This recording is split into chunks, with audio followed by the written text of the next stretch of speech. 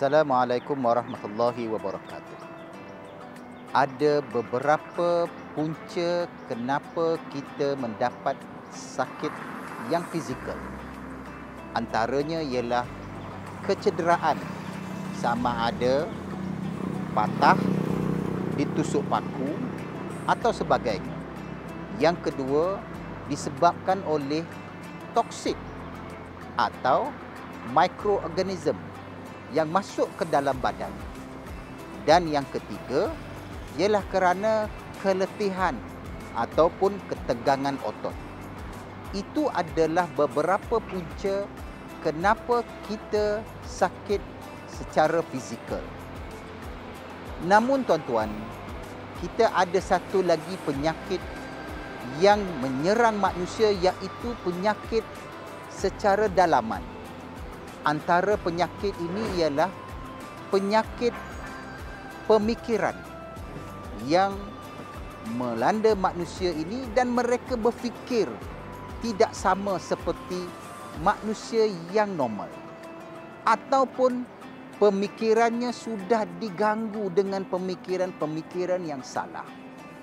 Yang kedua ialah penyakit roh, di mana mereka mempunyai penyakit hati yang kronik, busuk hati, sakit hati dan sebagainya.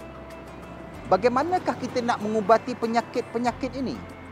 Kalau sekiranya penyakit-penyakit ini adalah penyakit-penyakit fizikal, maka antara kaedah yang paling mudah ialah kita bertemu dengan doktor ataupun pakar-pakar yang berkaitan dengan penyakit fizikal.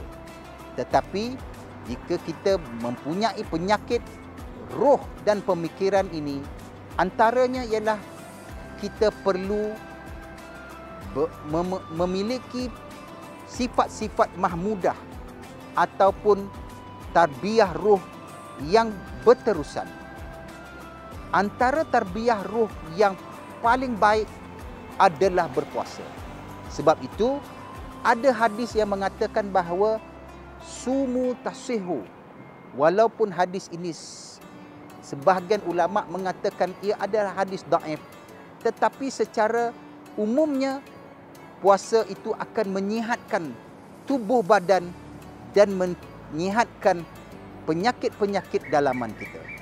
Marilah kita jadikan puasa pada tahun ini puasa yang menyembuhkan penyakit dalaman dan puasa yang menyembuhkan penyakit luaran. Sekian, marilah meningkatkan amal dengan berinfak bersama yatim. Wabillahi taufiq wa hidayah. Wassalamualaikum warahmatullahi wabarakatuh.